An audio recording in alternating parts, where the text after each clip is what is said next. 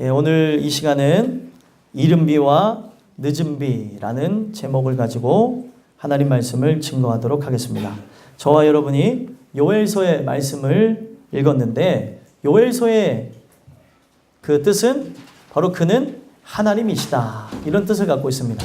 그래서 하나님이시다라고 하는 그런 제목을 갖고 요엘서를 어떤 식으로 풀어가는 거냐면 그분만이 우리의 경외의 대상이고 경배를 받을 뿐이라고 하는 것을 가르쳐주고 있는 겁니다. 우리는 살아가면서 그분을 경외하며 경배하며 살아야 된다는 것을 잊고 살아갈 때가 있어요. 그리고 아직 이 교회 안에 거하지만 부르심을 받지 못한 존재라면 어린아이의 경우에 아니면 또 청소년 장년의 경우에 내가 하나님을 경외하고 경배해야 된다는 걸 잊을 수가 있다는 거예요. 아직 깨어나지 않았기 때문에 아직 새로운 창조가 진행되어져요. 그 나에게 그 하나님의 역사가 진행되지 않았기 때문에 모를 수가 있다는 겁니다. 소망하기는 저는 우리 교회 모든 분들뿐만 아니라 오늘 참석하신 분들까지 정말 주시는 그 은혜를 통하여서 그 새로운 창조가 진행되어지고 하나님만을 높이며 영광 돌리는 그분을 경배하는 그런 자들이 됐으면 좋겠습니다. 우리는 사실 그분 앞에 내세울 것이 없는 존재예요. 예배는 무엇입니까? 예배라고 하는 것은 사실 처음부터 끝까지 긍휼을 구하는 게 예배예요. 죄인이 어떻게 하나님 앞에 나올 수 있겠습니까? 하나님 앞에 나와서 긍휼을 구하고 그 긍휼을 얻은 자들이 그 주신 것을 감사하며 드리는 게 예배라는 거예요. 저는 이 요엘서가 왜 써졌는가 하면서 보면서 깨달은 게 그때 당시 그들이 하나님께 예배하고 경배하는 걸 잊고 살아갔던 거예요. 바로 요아스 왕이라고 하는 왕이 여호야다 제사장이 함께 할 때는 정말 은혜 안에 거하는 것처럼 비춰졌지만 문제가 무엇이냐면 그 요아스라고 하는 왕이 여호야다라고 하는 제사장만 그가 잘 알았던 것이지 그를 통하여 만나게 되어지는 바로 예수님은 알지 못했다는 사실입니다. 오늘 문제가 바로 거기 있는 거예요. 오늘 계속해서 그 누군가에 의해서 신앙생활을 하게 되어지고 하나님의 아들 예수 그리스도와 진짜 만남이 없다면 나를 이끌었던 자들 있잖아요. 멘토라고 그러죠. 멘토가 사라지게 되면 결국에 그들도 신앙생활을 안 하게 될 확률이 많아진다는 겁니다. 예를 들면 어떤 집은 아버지가 이끌고 가고 어떤 집은 어머니가 이끌고 가고 어떤 집은 또 반대로 자식이 이끌고 가기도 하고 또 뭐 이렇게 다 상황이 다른데 예를 들면은 엄마가 이끌고 가는 그런 집안이었다고 하면 어머니가 돌아가시면 그 집안은 신앙생활을 안 할 확률이 높아져요. 억지로 했던 것이기 때문에 그렇다는 겁니다. 그래서 우리가 늘 울어야 되는 이유가 뭐냐면 예수님이 그랬어요. 자신이 십자가에 달려 이제 죽으러 가시던 길에 예루살렘 여인들을 이제 마주치게 되는데 그 예루살렘 여인들이 슬퍼하며 웁니다. 예수님이 십자가에 달리시는 그 사건. 왜 안 슬프겠어요? 근데 그거는 슬프지만 영광스러운 사건이죠. 예수님이 십자가에 죽는 그 사건을 통해 모든 사람들을 구원케 되는 역사가 진행되는 사건이었다는 거예요. 그렇기 때문에 예수님은 어떤 이야기를 하시냐면 예루살렘의 딸들아 나를 위하여 울지 말고 너희 자녀들을 위하여 울라. 자녀들을 위해서 울라는 거예요. 왜 그럴까요? 우리가 진짜 힘을 갖고 자녀들을 양육하는 데는 내가 강압을 갖고 또 아니면 내가 갖고 있는 그 능력을 갖고 억지로 앉혀놓는 데는 한계가 있어요. 그렇죠? 남편을 앉혀놓는 것도 아내를 앉혀놓는 것도 또 부모를 또 모셔와서 함께 예배하는 것도 한계가 있습니다. 그렇기 때문에 내가 할 수 있는 건 아무것도 없기 때문에 우는 거예요. 하나님, 저 영혼을 좀 불쌍히 여겨주세요. 깨달음이 와야 내가 왜 이러는지를 아는데 그거를 몰라서 정말 그 영혼을 너무 사랑해서 나를 너무나 사랑하기 때문에 영원한 삶으로 나가라고 얘기하는 건데 이게 가치 있는 일로 그들에게 비춰지지 않고 이것이 강요와 강압과 그리고 억압이라고 생각하는 사람들이 있기 때문에 진짜 울 수밖에 없는 거예요. 여러분들과 저는 이 주시는 말씀을 통해서 진짜 그리스도를 만나게 되는 은혜가 있게 되기를 간절히 소망합니다. 그래서 이 요아스가 그렇게 여호야다라고 하는 사람하고만 그렇게 관계를 그렇게 맺고 나가다가 보니 여호야다가 죽자마자 부패해버렸어요. 그러면서 바알 숭배를 그대로 그 남유다에 가지고 들어오게 되면서 많은 백성들이 죽음으로 나가게 만든 왕이 바로 이 요아스 왕이라는 겁니다. 그러면서 그들이 영적으로 우둔해지는데 어디까지 우둔해지냐면 그들에게 메뚜기 재앙이 일어납니다. 그 메뚜기 재앙이 우연이 아닌데 우연으로 치부해버려요. 여러분들, 우리의 삶 속에 우연은 없습니다. 여러분들이 뭐 손톱을 자르다가 이 손톱 하나가 깨져도 그냥 넘기지 마십시오. 우리의 삶 속에는 우연이 없다. 가다가 길 가다 넘어져도 이거는 우연이 없다는 거예요. 하나님의 그 필연에 의해서 일어나는 일들이라는 거죠. 깨어있는 자들은 도대체 내가 이런 일을 왜 당했을까라고 생각해 봅니다. 그런데 그러지 않은 사람은 뭘 생각을 해요? 야, 오늘 진짜 운이 없네. 이런 것이 잘 안 풀리네. 그냥 인간적으로 이 모든 거를 다 덮어버린다는 겁니다. 그러다 보니 이스라엘이라고 하는 민족은 사실 재앙이라고 하는 것을 우습게 볼 수 있는 민족이 아니거든요. 재앙이 일어난 것은 절대 우연에 의해서 일어날 수가 없는 사실이라는 겁니다. 그런데 그거를 그냥 합리화시켜서 나가버렸던 거예요. 그랬을 때 어떤 일이 일어나냐면 이 재앙이 우연으로 일어난 것이 아니라 바로 하나님의 징계라는 사실을 가르쳐 줍니다. 그러면서 그 징계를 받았다고 하는 사실을 뒤늦게 깨달으며 그들에게 어떤 메시지를 주냐면 우리에게 여호와의 크고 두려운 날이 올 것이라는 걸 가르쳐 주는 거예요. 메뚜기가 여러분들 그 벌판을 다 먹어치웠다고 생각해 보십시오. 이들이 얼마나 많은 메뚜기가 왔냐면 종류도 각양각색이에요. 메뚜기, 느치, 황충, 파충이가 왔어요. 얘네들이 좋아하는 그 부위가 다 다르다고 합니다. 그래서 이 각양각색의 메뚜기가 와서 겉으로 보여지는 뿌리까지는 파먹을 수 없죠. 보여지는 부분에서 대공까지 해가지고 모든 줄기, 이파리 다 먹어버린 겁니다. 그래서 흡사 이 모습이 어떻게 비춰지는 거냐면 그 벌판을 불에 태운 모습하고 비슷해지는 거예요. 여러분들 그 곡식이 이제 빼짝 말랐을 때 불에 태우면 어떻게 되죠? 바짝 없어져 버리죠. 까맣게 되어지고 없어져 버리는 것처럼 얼마나 얘네들이 깨끗이 먹어치웠냐면 흡사 불에 태워서 모든 벌판을 없앤 것처럼 비춰졌다는 거예요. 하나님은 그 사건을 통해서 뭐와 연결을 시키는 거예요? 불심판하고 연결을 시키고 있습니다. 여호와의 크고 두려운 날. 너희들 지금 이 벌판에 일어난 게 우연인 것 같냐? 이거는 지금 전초 기지에 불과하다는 거예요. 지금은 시작에 불과한 것이고 크고 두려운 날이 오게 되면 우리 모든 사람들은 멸망할 것이라는 메시지를 줍니다. 그래서 그 메시지를 통해서 무엇을 얘기하냐면 회개하라는 거예요. 회개하지 않으면 죽는다는 걸 얘기하는 겁니다. 우연처럼 비춰지는 일들로 생각할 수 있어요. 모든 것 하나까지도. 사람들은 아유 이제 나이가 들다 보니까 그래. 내가 이것을 안 해서 그래. 뭐 해서 그래. 다 모든 거를 다 자기가 생각했을 때 인과응보라고 하며 자기가 갖고 있는 생각에 따라 이거 내가 이렇게 했기 때문에 그랬어라고 인간적으로 만들어버리는데 다 아니라는 거죠. 하나님의 그 은혜 아래 일어나는 필연적인 일들이라는 거예요. 모든 일들과 사건들이. 여러분들과 저는 오늘 이 주시는 말씀을 통해 바로 그 여호와의 크고 두려운 날 불심판을 받지 않는 자가 됐으면 좋겠어요. 바로 그런 자들이 되고자 한다면 성경은 딱 한 가지 얘기해요. 회개하라는 거예요. 회개한 자에게 어떤 일들이 일어나게 하신다는 거예요. 오늘 제목과 같이 이른 비와 늦은 비를 예전과 같게 하실 거라는 거예요. 이른 비와 늦은 비는 바로 회복을 상징합니다. 회복. 우리에게 회복이 일어나지 않으면 우리는 멸망으로 나갈 수밖에 없는 것이죠. 그래서 이게 감이 안 올 수가 있어요. 사람들이. 지금 이 모든 내용들 자체가 그 메뚜기가 그렇게 몰아친 걸 가지고 참 하나님 말씀이 대단한 게 그 메뚜기하고 비유가 되어진 게 바벨론 군대고 그 바벨론 군대에 의해서 결국에 완전한 멸망을 맞이할 거라는 것까지 이야기를 하시면서 그리고 이 이야기가 미래에 그러니까 가까운 미래 그러니까 이 남유다가 멸망하는 데까지 요아스 왕 이후에 한 200년이 좀 그 정도가 걸렸습니다.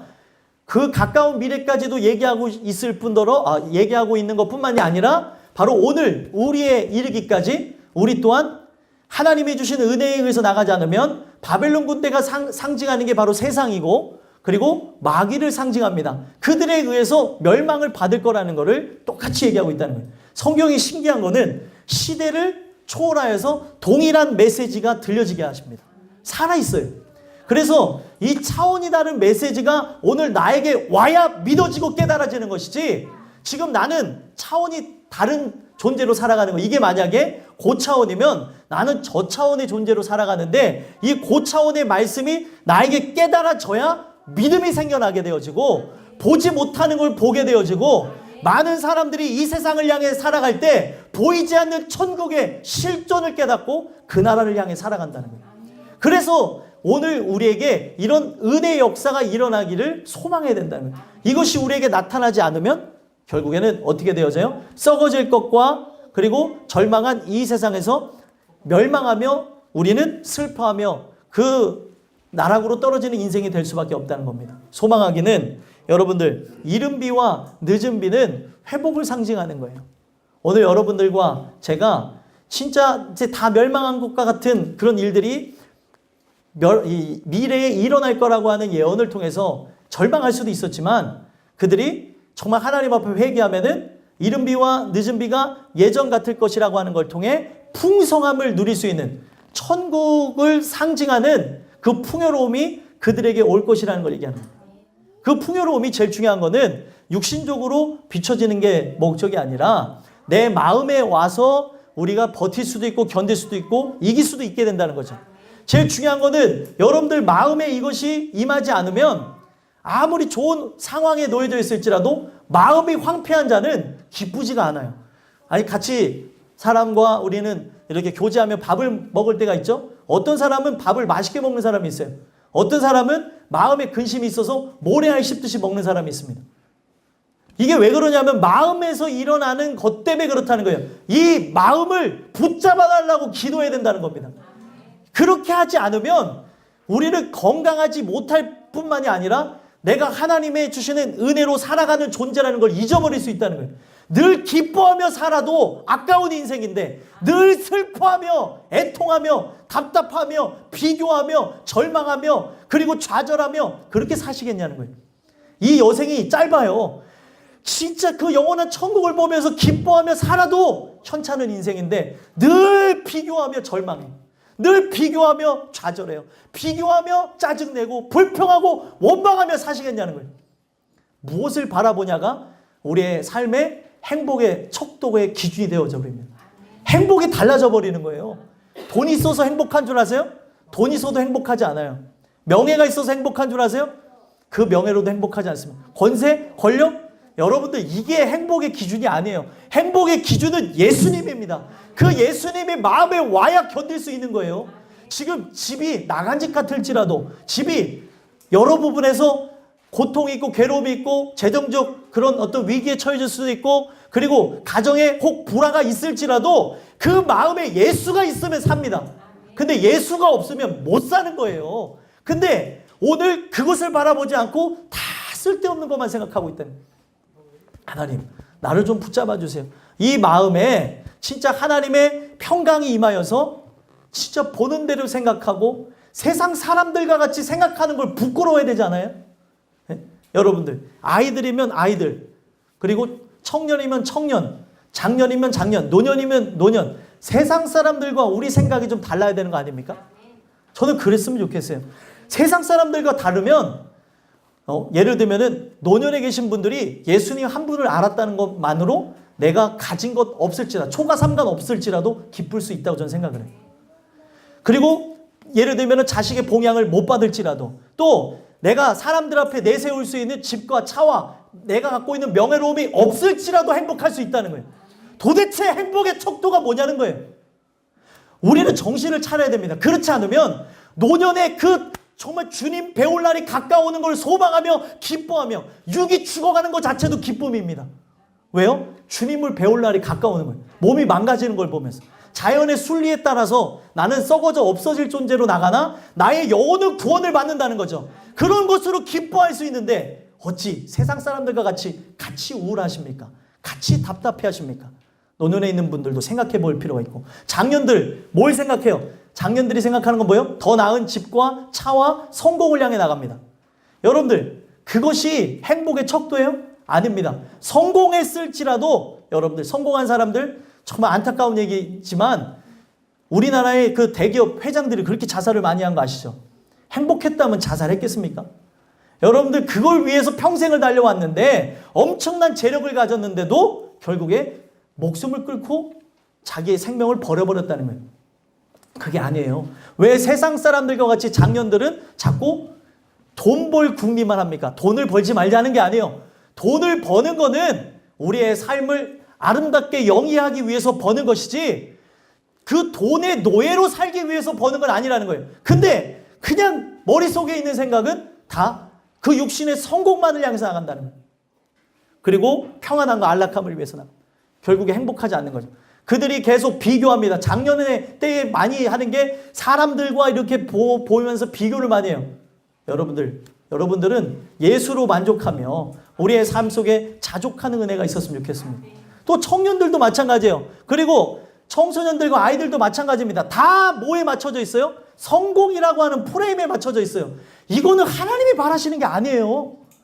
근데 왜 믿음의 자녀를 양육한다면서 훌륭한 사람이 돼야 된다라고 하면서 훌륭한 사람의 기준이 공부 잘하는 거예요?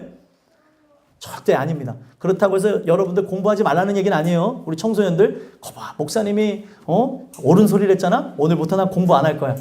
이런 얘기를 하라고 하는 얘기가 아니라 오늘 정말 중요한 거는 세상이 원하는 사람을 만들기 위해서 학교를 보내고 그리고 우리의 그 돈을 투자해서 그들을 가리키는 게 아닙니다. 하나님의 사람으로 살아가기 위해서 하는 거예요. 근데 이런 일들이 없다면 의미가 없다는 거예요. 다 무엇을 위해 나가냐는 거죠. 어른들이고 아이들이고. 아이들한테 책을 왜 읽혀줘요? 위인전을 왜 읽혀줘요? 그렇게 위인이 되라고 하는 거잖아요. 저는 예수의 사람이 되라고 하면서 가리키는 사람을 거의 본 적이 없던 것 같아요. 여러분들과 저는 세상에 사람들이 봤을 때 미련한 엄마가 된다 할지라도 그렇게 기르는 분들이 됐으면 좋겠어요. 위인은 위인전에 대한 건 나중에 알아도 돼요. 근데 예수님은 오늘 알지 못하면 내일이 없을 수가 있어요. 근데 오늘 나에게 지금 이런 일들이 일어나는가에 대해서 지금 내가 예수를 만났는가에 대해서 어린아이부터 노년에 있는 분들까지 다 바라보며 나가야 되는데 다른 꿈을 꾸고 있어요. 지금 같은 말씀을 듣고 있지만 동상이몽이라고 다 다른 걸 생각하고 있다는 거예요. 여러분들 그거는 오늘 나의 마음과 생각과 뜻을 하나님이 고쳐주지 않으면 하나님의 영광을 위해서 산다는 것은 말만 할 뿐 다 쓸데없는 얘기만 하고 있다는 거예요. 내 입에서 무슨 소리가 나오는지를 보세요. 불평, 불만, 원망. 세상에 대한 불평. 아니 아이들이고 어른들이고 다 똑같아요. 다 남 탓하고 저도 그렇거든요. 은혜가 우리에게 입혀지지 않으면 다 자기는 잘못한 게 없어요. 내가 잘못한 게 없고 다 남이 잘못했다는 거예요. 왜 나를 못 돌아보냐는 거예요. 왜 나를. 은혜가 없어서 그런 거죠. 말씀은 타인이 중요한 게 아니라 내가 중요한 겁니다. 내가. 오늘 내가 이 말씀 앞에 설 수가 있냐는 거예요. 여러분들과 저는 두 가지 포인트만 잡았어요. 이른 비와 늦은 비. 이 말씀을 토대로 해서 나는 그 하나님의 회복을 상징하는 이른 비와 늦은 비를 맞은 사람인가 아니면 맞을 수 있는 사람인가 그거를 돌아다 보시고 점검하는 은혜가 있게 되길 간절히 소망합니다. 첫 번째로 이른 비는 모든 사람이 맞아야 되는 것이에요. 이른 비가 상징하는 것은 바로 이 건기를 지나서 그 경작과 그리고 모종을 하기 위해서 내리는 그 하늘에서부터 내려온 비가 이른 비인데 우리의 그 농번기랑은 좀 틀려요. 여기는 가을비를 맞으면서 바로 그 곡식을 그렇게 심습니다. 그래서 제일 중요한 것은 건기를 지나서 내리는 그 가을비이기 때문에 이 비가 내리지 않으면 메마른 땅이 촉촉해지지가 않아요. 땅을 팔 수가 없어요. 그 비를 맞아서 그 땅이 촉촉해져야. 지금 땅의 토양은 우리나라를 비유한 게 아니잖아요. 바로 이스라엘을 배경으로 했기 때문에 그 땅은 비가 오지 않으면 사막이에요. 사막. 그래서 비가 와서 그 메마른 땅을 촉촉한 그 단비로 적셔주시면서 부드러운 땅이 되게 해주셔야 경작을 할 수 있고 거기다가 씨를 뿌릴 수 있는 겁니다. 그래서 이 이른 비가 상징하고 있는 게 어떤 걸 상징하는 거냐면 예수님의 초림을 상징하는 거예요. 예수님이 우리의 마음에 오셔야 결국에 어떻게 되어져요? 우리 메마른 우리의 마음의 땅에 단비가 내려지는 것으로 우리의 마음의 땅이 촉촉히 적셔지고 거기에 하늘의 씨가 심겨져서 나를 위한 것이 아닌 하나님의 영광을 위해 살게 되어진다는 거예요. 그래서 이른 비가 이 이야기를 보게 되면 2000년 전에만 내린 이야기가 아니라 예수님이 실제로 이 땅에 육신의 몸을 입고 오셨던 사건이 2000년 전에 있었죠. 그것도 그때에도 이른비는 유효했던 것이지만 오늘은 바로 말씀을 통하여서 내 마음에 내리는 단비로 은혜로 오셔야 된다는 거예요. 그래야 우리의 마음의 땅이 촉촉해지고 그 하늘의 씨가 심겨짐으로 그 하늘의 영광을 위해서 살아가게 되어진다는 거예요. 이 비가 내리지 않으면 결국에 다 멸망하게 되어지는 거예요. 오늘 우리는 어디를 향해 살아가고 있습니까? 바로 천성을 향해 살아가는 존재잖아요. 그러면 이 교회 안에 들어왔으면 반드시 이른비를 맞아야 되는 거예요. 예수님의 초림 자체가 2000년 전의 사건으로 끝나는 것이 아니라 내 마음의 땅에 와야지만 산다는 것입니다. 그러면 여러분들 예나 지금이나 메시아를 기다렸던 사람들이나 오늘 이 예배를 드리면서 우리 여기 애기들이 있는데 우리 이제 청소년의 이제 곧 접어들 우리 어린이들이 있는데 어린이들은 규린이가 쳐다봐요. 난 이제 어린이 아닌데? 나는 지금 6학년 말이에요? 이러면서 저를 딱 쳐다봤어요. 그래, 청소년이라고 합시다. 진짜 이른비가 내리길 원해요? 여러분들은? 지금 이른비가 뭐요? 지금 바깥에 비가 오려나? 지금 이런 생각을 갖고 있는데 이 이른비가 갖고 있는 게 바로 예수님이 내 마음에 와야 된다는 거예요. 영혼들이 어디로 다 빠져나가서 돌아와. 그렇지. 돌아왔어. 영혼이 잠깐 나가 있으면 어떻게 해? 그래서 부른 거야. 막 춤을 추고 있어요. 영혼이 나가가지고. 아니, 진짜요. 이른비는 누구에게 내리는가를 보자고요. 이른비가 바로 예수님이 오시는 걸 얘기한다 그랬죠? 그 예수님의 오심을 직접 맞이하며 기뻐했던 사람들이 있죠. 기다렸던 자들은 소수였으나 분명 기다렸던 자들이 존재했었습니다. 2000년 전에. 그렇죠? 그러면 그것처럼 오늘날도 마찬가지예요. 말씀을 통해 예수님은 반드시 내 마음의 땅에 오실 것입니다. 그러면은 그 마음의 땅에 그 예수님이 오시는 자들이 누구냐는 거예요. 옛날이나 지금이나 원하는 자에게 오는 거예요. 원하는 자에게. 간절히 그분이 내 안에 오시길 소망하는 자에게 바로 그런 역사가 일어난다는 겁니다. 그래서 보시면 이 이른비가 상징하는 게 바로 예수님의 바로 초림이라고 얘기했잖아요. 바로 기다리는 자, 바로 나는 주님의 주시는 은혜가 아니면 살 수가 없는 죄인들이 메시아를 소망하는 거예요. 내 죄를 씻을 수 있는 분은 바로 예수밖에 없습니다. 메시아밖에 없습니다라고 했던 사람들에게 누가복음에 보면은 바로 돋는 해처럼 떠올라서 그들을 구원했다고 얘기해요.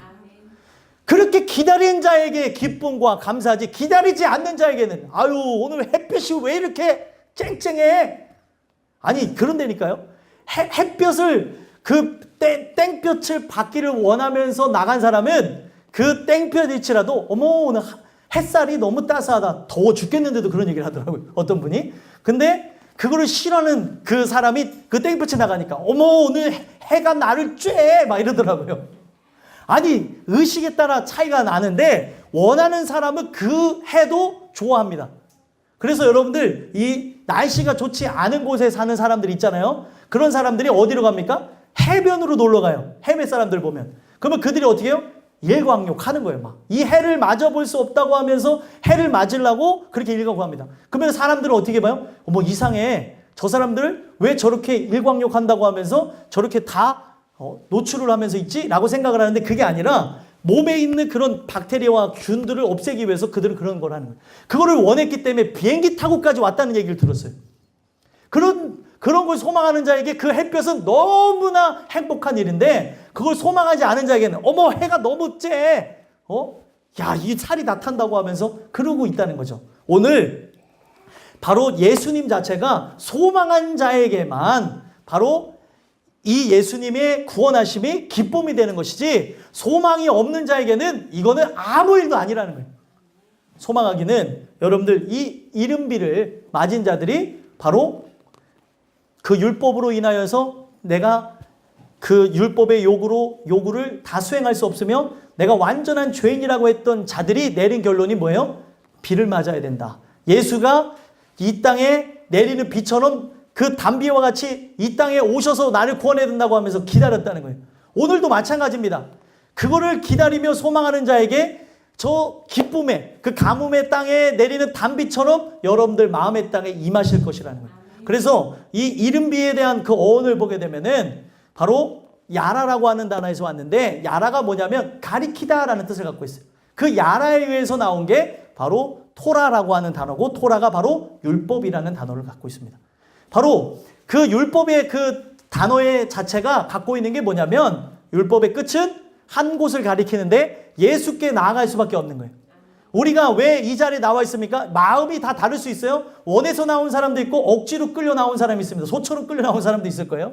그런데 나온 이유가 뭐예요? 이 율법의 행위를 통하여서 가리키는 한 분, 예수를 만나기 위해서 나온 거예요. 나는 죄인이라는 걸 알게 하기 위해서 율법이 쓰여졌습니다. 나는 죄인이구나. 나는 이 하나님의 그 뜻을 이룰 수가 없는 부패한 자구나. 그래서 내가 어디로 가게 되는 거예요? 예수께로 나가게 되어지고, 예수님이 죽으신 십자가 그 아래로 나가게 되는 겁니다. 그래서 그 은혜를 소망하는 자가 예수님의 그 초림 자체, 이 땅에 오심 자체를 기뻐했고, 그거를 소망했던 자들, 은혜를 받았던 자들이 다 십자가 밑으로 나가서 새 생명을 얻게 되어져요. 그래서 십자가 사건은 분명히 2000년 전 사건이지만 2000년 전에만 역사하는 것이 아니라 오늘 소망하는 자들에게 다시 새 생명을 주는 바로 장소로 쓰임을 받고 있다는 거예요. 그래서 여러분들과 저는 바로 이 이른비가 가리키는 그 한 장소, 바로 기다리는 자에게 소망이 되어지는 바로 그 십자가 사건, 바로 예수님의 이 땅에 오심이 바로 여러분들에게 이루어지게 되길 아주 소망합니다. 그래서 예수님이 내 마음에 온다는 의미가 무엇이냐면, 그것이 믿어져 바로 십자가 밑에 나가 내가 이 죄인됨을 씻기를 소망하는 걸 얘기하는 겁니다. 예수님이 이 땅에 오신 것에 대한 핵심은 십자가예요. 십자가. 그가 죽으심으로 우리가 살 수 있게 되어진다는 거죠. 오늘 소망하기는 여러분들과 제가 이 이른비를 통하여서 다시 살게 되어지는, 이 이른비를 통하여서 이미 이른비를 맞은 분들이 있을 수 있어요. 그 이른비를 맞은 분들이라고 한다면, 하나님, 나의 삶 속에 진짜 마지막으로 맞을 비인 늦은 비를 맡겨옵소서. 그렇게 기도하며 나가는 저와 여러분들이 됐으면 좋겠습니다. 이제 마지막으로 두 번째 보시면, 늦은 비 또한 모든 사람이 맞는 비예요. 이른 비는 뭐예요? 원하는 자가 맞는 비죠. 그렇죠? 원하는 자에게만 내리는 비가 이른 비입니다. 예수님이 마음에 오시는 사건은 그 마음에 하나님이 그 하나님을 찾을 그런 마음과 생각과 뜻을 허락하셔야 그분을 구하다가 그분이 그 안으로 들어가시는 역사가 오는 거예요. 바로 그걸 예수를 영접한다고 하는 겁니다. 근데 이거는 찾는 자에게만 나타나는 것이고, 찾지 않는 자에게는 나타나지 않아요. 어느 날 원치도 않는데 예수가 내 마음에 쑥 들어와서 나를 지배하는 게 아닙니다. 하나님의 것, 하나님이 택한 자들을 찾아가셔서 구원해내는 역사가 일어나는 거예요. 그거를 바로 빛비침의 역사라고 하는데, 그런 일들이 일어나게 되면서 사람의 목적이 바뀌어지는 거예요. 예전에는 이기적이고 나밖에 몰랐던 편협했던 내가 이제 하나님을 위하여서, 보이지 않는 하나님을 위해서 살아가게 되는 거예요. 이것 때문에 가족들로부터 핍박도 받게 되어지고, 미움과 멸시와 조롱도 받게 되어지고, 가깝게는 가족, 멀게는 뭐예요? 이웃 사람에게, 또 친구들에게 예수를 믿는다는 것 때문에 그런 일들이 일어나는 겁니다. 요즘에는 좀 생소한 일 같지만 진짜 신앙을 갖고 살아가면 이런 일들이 일어납니다. 마귀가 가만히 있질 않아요. 근데 나에게 이런 일이 없다면, 내가 진짜 그 은혜로 살라고 하는 건 아닌가, 이런 생각을 한번 가져봐야 된다는 거예요. 그리고 여러분들 보시면 신앙생활을 더 열심히 하려고 그러면 마귀가 어떻게 해서든 막아요. 주일날 나와서 정말 은혜로 살아가려면 주일에 나오지 못하게끔 여러 조치를 해서 막 난리가 납니다. 여러분들 이 자리에 앉아있는 게 엄청난 은혜예요. 그래서 앉아있는 것도 은혜지만 저는 이 말씀이 들려짐으로 이른 비를 맞은 자로 늦은 비를 축복 속에 기쁨 속에 맞는 분들이 됐으면 좋겠어요. 늦은 비는 모든 사람이 맞는 비예요. 원하지 않는 사람에게도 내립니다. 바로 예수님의 재림을 상징해요. 예수님의 재림은 원하지 않아도 그게 일어나죠. 결국에 온 세상을 향해서 이제 예수님이 이제 재림하시는데, 이때 늦은 비를 통하여서 이 마음에 그 하늘의 거룩한 씨가 심겨진 자가 이 늦은 비를 통하여서 결국에 어디를 향해 들어가는 거예요? 바로 천국으로 들어가는 겁니다. 이 늦은 비는 언제 내리는 거냐면 추수 전에 내리는 비예요. 추수 전에 그 곡식이 더욱더 튼튼해지고 마지막으로 최고의 상품이 되게 하기 위해서 내리는 비입니다. 참 희한하죠. 이스라엘 역사는 다 뭘 위해 쓰여졌어요? 하나님의 뜻을 만들기 위해서 쓰여졌다고 해도 과언이 아닙니다. 그래서 그 늦은 비를 보게 되면 그 비를 맞고 나서 얼마 뒤에 추수를 한다는 거예요. 근데 이 비를 맞게 되어질 때, 추수할 때 어떻게 되어집니까? 분명히 곡식은 모아 곡간안에 들이고 곡식이 아닌 것들은 결국에 다 불에 던져지게 된다는 거예요. 여러분들 이게 무서운 게 뭐냐면 분명히 이 곡식은 누가 심는 거예요? 농부 대신 하나님이 바로 예수님을 내 마음에다 심는 거예요. 그렇죠? 그런데 보면은 밤에 원수가 와서 가라지를 심는다고 얘기합니다.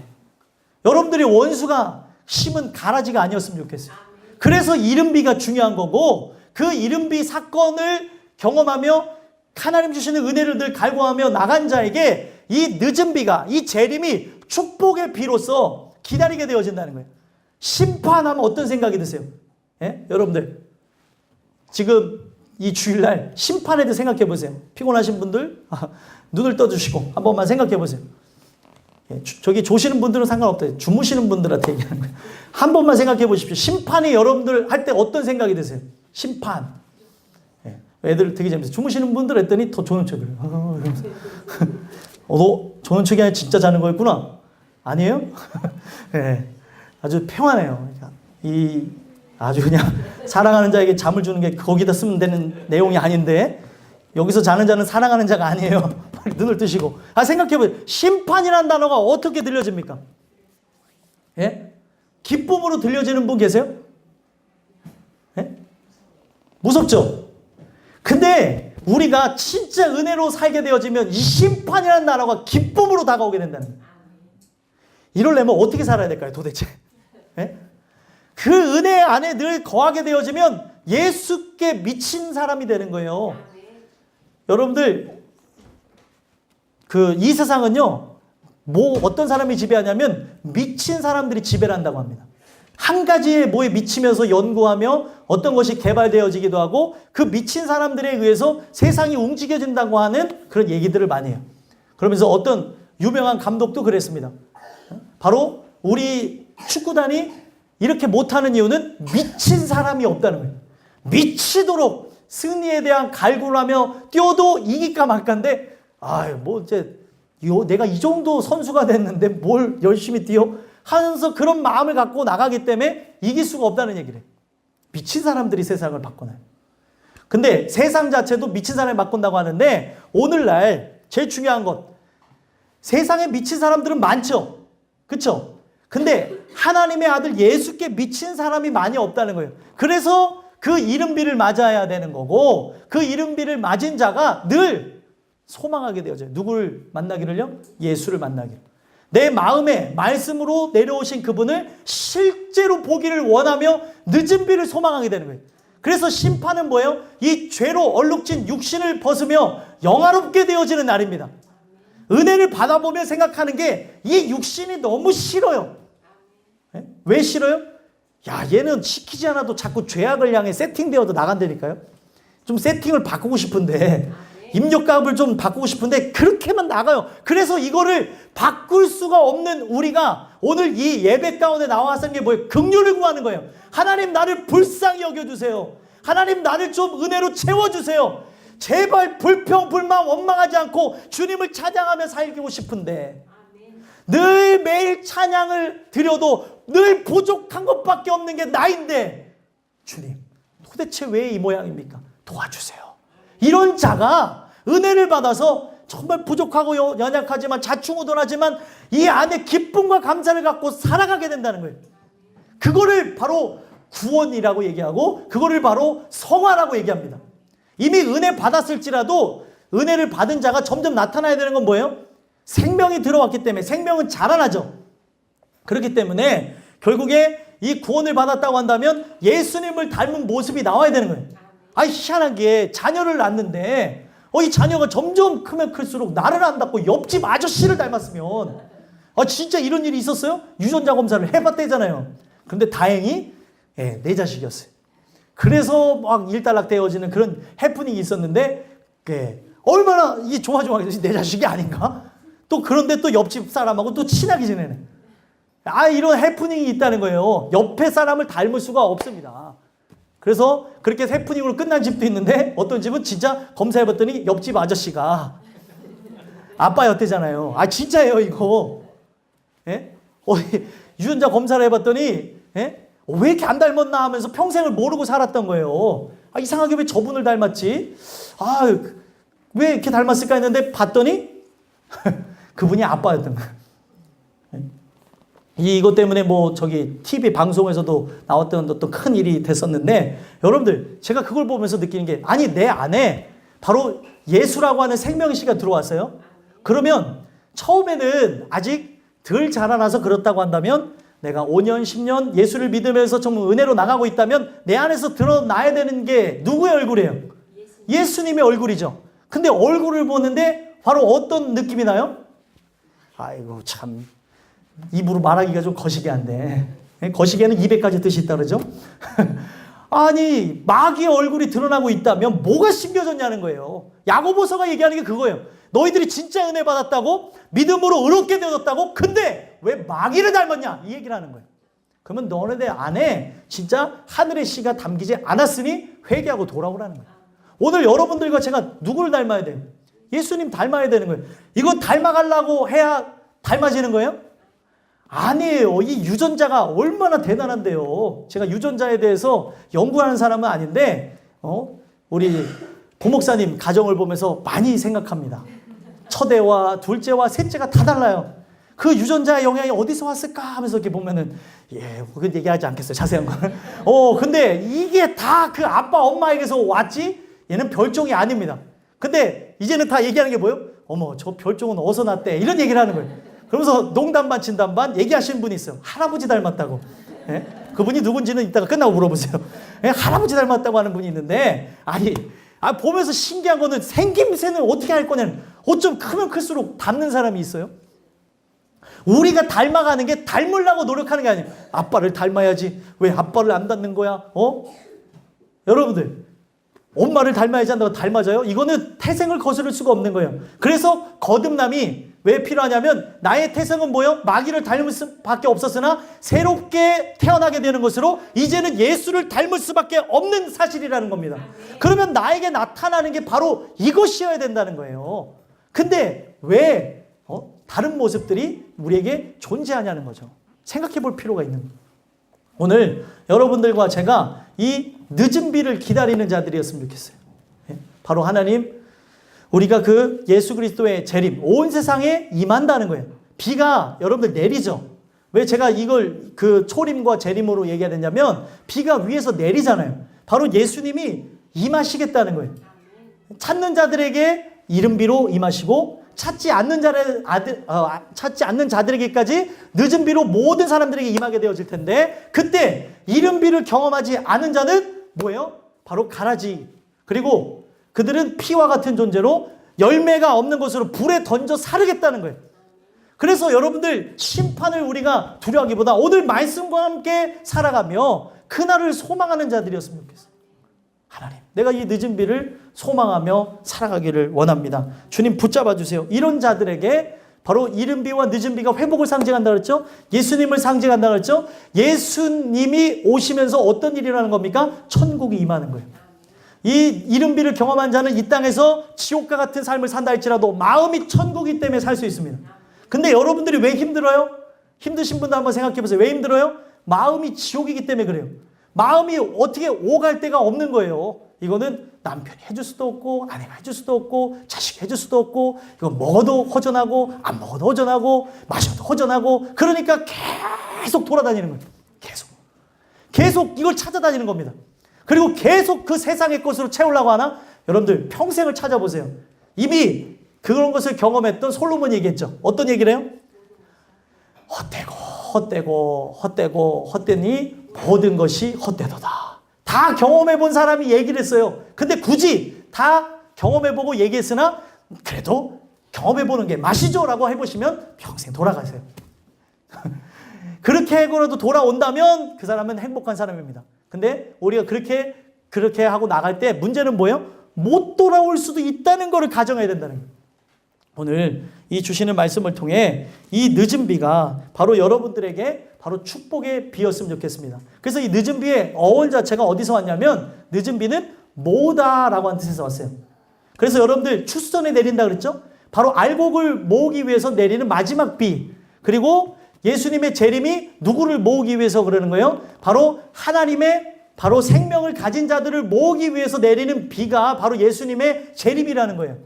그래서 이 재림은 우리를 모으기 위해서 일어나는 것이지 이 세상을 꼭 심판하기 위해서, 나란 자를 심판하기 위해서 일어나는 것은 아니라는 거예요. 그래서 여러분들 심판이 두 가지 기능이 있어요. 그래서 어떤 사람에게는 바로 구원으로서 다가가는 것이고 어떤 사람에게는 완전한 멸망으로 나가는 겁니다. 분명히 얘기하고 있어요. 예수를 믿는 자마다 멸망하지 않고 영생을 얻게 하려 하십니다. 그 심판을 면한다는 거예요. 받아야 될 심판을 누가 받으셨어요? 예수님이 십자가에서 받으셨어요. 나는 오늘 그거를 의지하는 거예요.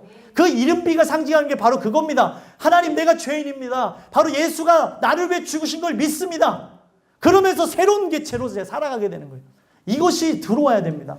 그래야 이 늦은 비를 통하여서 나는 하나님께서 저 천국을 나에게 그 분깃을 주시고자 후사로 불러주시는 거예요. 내가 구원받는 이유는 딱 한 가지예요. 다른 게 아닙니다. 이 세상에서는 누구의 종으로 살았어요? 하나님의 종으로 살았고 저 영원한 천국에서는 바로 왕들과 같이 하나님과 함께 통치하며 다스리기 위해서 나가는 겁니다. 근데 은혜를 받지 않으면 이 세상에서 왕이 되어져서 살아가요. 여러분 세상의 사람들 보면서 뭔 생각을 해요? 세상 사람들을 보면 손님도 갑질을 하고 그리고 여러분들 그 주인도 갑질을 하는 걸 봅니다. 조금만 힘이 있으면 다 갑질을 해요. 서로들 갑질하니까 서로들 얘기하는 게 뭐예요? 손님이 왕이다. 뭐 이런 얘기도 하고, 예, 주인은 의식을 가져야 된다. 주인 의식. 그러면서 그걸 가지고 사람들을 그렇게 올가매는 걸 보죠. 그게 그냥 일어나는 현상이 아니에요. 사람은 왕으로 살기를 원합니다. 누구나 힘이 있으면 왕으로 살라고 하지 종으로 살고자 하는 자가 어디 있습니까? 오늘 소망하기는 여러분들과 제가 왕으로 살고 싶은 육신을 입었어요. 하지만 은혜를 통하여서 하나님의 종으로 살아가심으로 저 영원한 천국에서 왕으로 사시길 간절히 소망합니다. 성경은 그 얘기를 하는 거예요. 그게 바로 그 나라에서 다 얻게 되어지는 겁니다. 그러니까 오늘 이 이른비를 안 맞을 이유가 없는 거예요. 내가 이 이른비를 맞음으로 이 예수님이 내 안에 오심으로 저 영원한 천국에 바로 우리의 주인이신 그 하나님과 함께 영원히 살 수 있게 해주세요. 그렇게 소망했으면 좋겠어요. 여러분 이 세상 너무 좋으세요? 좋지 않으세요? 네? 좋지 않았으면 좋겠어요. 좀. 아니 왜 그러냐면 이 세상 좋은 건 좋은 거죠. 근데 뭐가 좋지 않다고 하냐면 영원한 천국과 비교해서 이 세상 자체는 그림자에 불과하다고 성경은 계속해서 얘기하고 있는 겁니다. 여러분들 그림자가 주는 것과 실체가 주는 만족감은 틀리죠. 그림자는 어떨 때는 작게도 보이고 크게도 보입니다. 그리고 이 그림자는 해가 사라지면 없어질 것이에요. 그러나 실체는 분명히 존재해요. 오늘 여러분들과 저는 그 천국이 바로 여러분들의 것이길 소망하며 이 이른비와 이 늦은비를 통하여서 회복해 하시는 그 은혜가 있게 되게 간절히 소망합니다. 그래서 이것을 받아들인 자들이 나중에 어떻게 되어져요? 멸망하게 될 때 산 자들이 있는가 하면 이거를 받아들여야 하는 자들은 바벨론 때에 멸망하게 되어지고 또 예수님이 올 때에 로마에 의해서 또 그렇게 압제를 받으면서 사라진 사람들이 있고 또 이게 시대적으로 어떤 나라에게 또 세상에게 받는 고통은 세상에게 받는 고통은 동일하게 진행되어지는 겁니다. 나라는 다르지만 세상이 주는 고통과 아픔은 동일하게 되어지며 오늘에 이르기까지 똑같이 진행되어지는 거예요. 이 바벨론과 같은 이 세상에서 누가 살아남을 수 있어요? 이 비를 맞는 자가, 회개한 자가 산다는 겁니다. 오늘도 여러분들 나는 죄인입니다라고 하며 십자가 밑으로 나가는 은혜가 실제로 임했으면 좋겠어요. 이것을 통하여서 이른비와 늦은비를 경험함으로 승리하게 되는 여러분들과 제가 되기를 간절히 소망합니다. 기도하겠습니다. 하나님,